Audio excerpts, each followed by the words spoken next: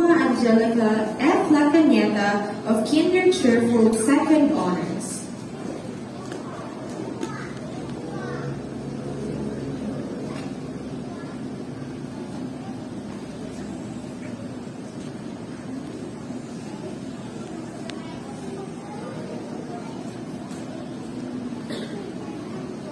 To our school directress, Ms. Raquel Alagaria, our director, Mr. Carl Alagaria, our assistant principal, Ms. Apple Benjamin, to our dearest teachers, devoted parents, supportive family, fellow kinder students, friends, good afternoon.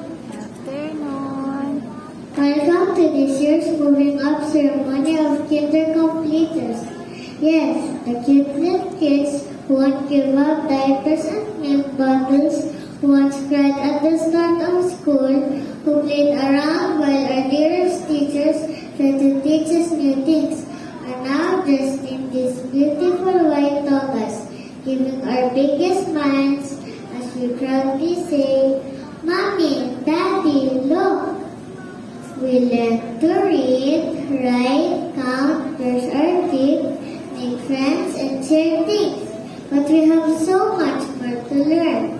So scary, but so exciting. And we know you will be there to guide us, patiently, lovingly. So join us, celebrate with us, and let's make this day memorable.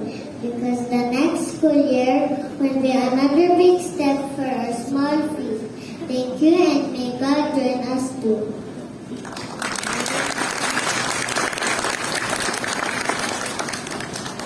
May I call on Mrs. Apple